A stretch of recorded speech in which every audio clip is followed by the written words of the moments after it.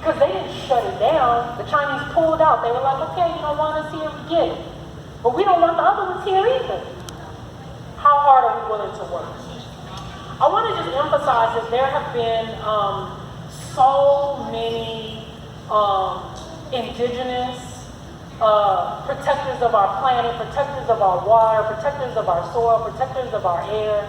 And even though the environmental movement has really presented itself as it's predominantly white people out there organizing to protect the planet and save the whales and the ozone layer, Black people, people of color around the globe have always been on the front lines of organizing to save our planet. That's all they've been doing every day, all day long. And there's something that we can learn from that kind of movement work, which means that there are times when we're going to have a little militancy about this. We can't go in begging elected officials to side with us when they're showing the evidence of their vote. Let's take it to the local level.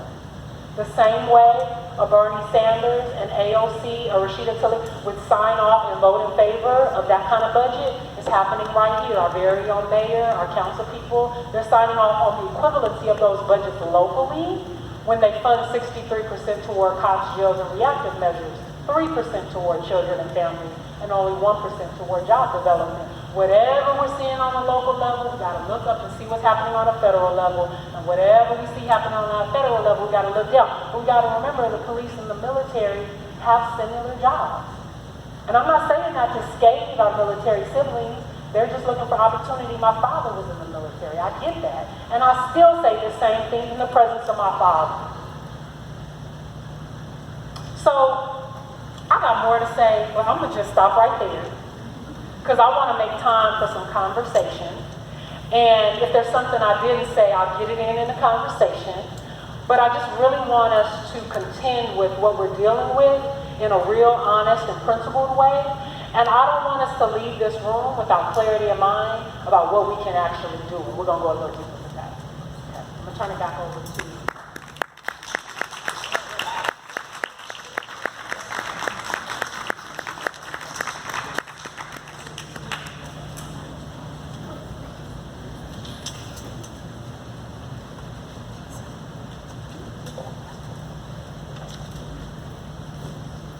My speech was 20 pages long, so I cut that down. I cut that down. I got more. It's so hard to cut it. I know, it's so hard. Thank you, Angela, for letting Landon talk. I hope your minds are beginning to expand. I hope your ears are turning, because we're about to open it up for discussion. And we're going to do something a little different than our traditional Q&A. Angela and I have decided that we don't just want to bogart the conversation, and so we wanted to be a real discussion where we're inviting you to make comments, to talk about things that maybe resonated with you, questions that you might have, because we really value your contributions you make in this space. So before we do that, I want to just briefly talk about a recent political development in relation to the theme of imperialism in Angela's talk. Just last week, two major oil sites in Saudi Arabia were destroyed by drone attacks. And Saudi Arabia put the blame on Iran, despite there being no evidence that Iran was actually responsible for these attacks. And the US and Saudi Arabia have had a long-time alliance that has received bipartisan support. And this is an incredibly dangerous alliance because Saudi Arabia is ruled by a fascist monarchy that is founded on a system of extreme privilege, founded on racism, on oppression of women, on oppression of workers and LGBTQ people. And the U.S. supplies weapons to Saudi Arabia that they've used to commit genocide against rebel groups in Yemen. And these attacks on the Yemeni people have plunged them into intense poverty and famine. Thousands of civilians have died. Children are starving. There have been cholera outbreaks. People don't have access to clean water, sanitation. Over half the hospitals have been destroyed in the country, so they don't have access to healthcare either. And so what Trump did in response to this, to those drone attacks, was actually to deploy more troops and weapons to Saudi Arabia. And what this is showing us is that the U.S. is willingly perpetrating these atrocities. And by doing so, it is promoting fascism, and it is promoting militarism. And it's part of an escalation of U.S. imperialism, and also of the beginnings of fascism that are taking root right here, right now, in the country. And so when we talk about U.S. imperialism, yes, we're talking about the U.S. occupying other countries and nations. We're talking about the U.S. actively attacking other nations. But we're also talking about the U.S. entering into mutually beneficial relationships with other imperialist countries like Saudi Arabia. And these relationships uplift the wealthy elites in these countries. And the workers in these countries bear the cost. The environment bears the costs. And so Saudi Arabia, uses its oil money to purchase U.S. weapons, and all of this benefits war profiteers. It benefits their political allies, it benefits weapons manufacturers. And we have to remember that these corporations that kill people, innocent people, and that destroy the environment for profit, all belong to the same class of rich capitalists. The same people who are stripping us of our rights, who are stealing our wages, who are promoting violence against people of color, against women, against LGBTQ people. These are the same people perpetrating all of these atrocities. And so when we think about these things, it's important that we make a connection between imperialism and capitalism, just like Angela did in her talk. And we focus on the climate crisis today specifically because what it should be doing in your minds, if it's not already, is calling into question the viability of the political and economic structure of the society that we live in. What it's doing is revealing the destructiveness, the inherent destructiveness of capitalism.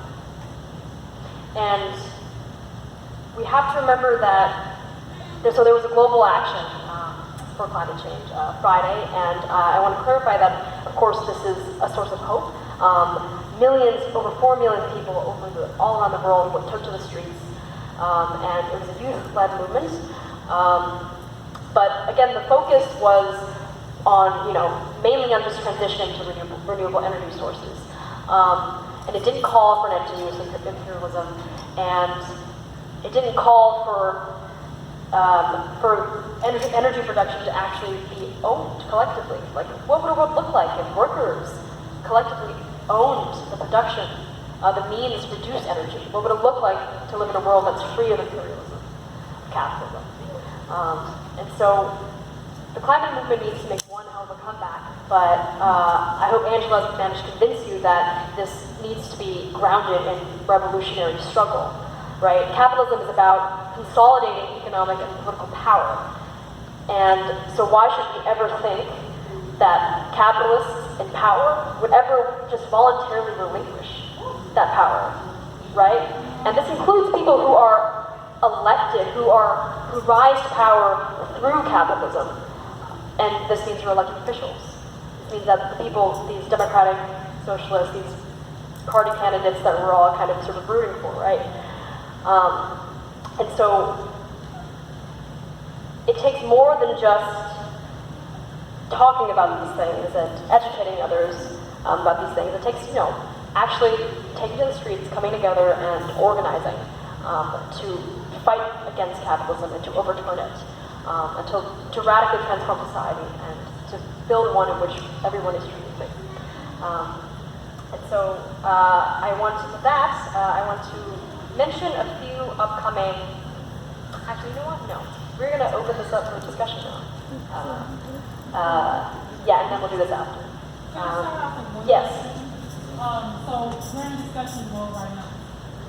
So Jennifer just said something really important. She's talking about what would transpire if we reorganize society, right? And that's going to require some struggling to get to that point. Do you even believe that it's possible that society can be reorganized? Just open discussion. I just want to start with that. And before we talk, I want to be very mindful that because of our time, that everybody think about the ways in which you can converse and how much space you take up so that other people can converse. Take a minute to breathe on that before we get started.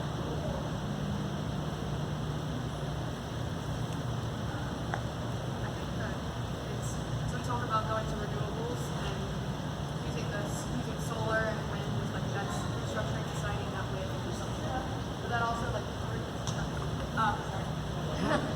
talking about like going to renewables and like reformatting society in a way that like we're using oil and gas. I mean, we're using wind and solar above oil and gas for our consumption. But in our society, like the level of consumption that we do intake, we will never be able to keep functioning, even if we were to fully transition to oil and gas. I mean, fully transition to solar and wind.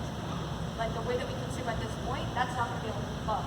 Like it will be just as detrimental. You see all these organizations like Exxon and Shell that are all of a sudden putting their money into solar, renewable, and biodegradable plastics and all this stuff. And it's like they're buying in on this because they know that they're going to be able to monopolize on it and make a profit off of it and trying to keep consumption at the same level so that they can keep making money off of us, like in this capitalist system. So it's like that's a big part of what it takes to reshape society is not just like how we're using our energy or what energy source we're getting from, but like how much of it we are using.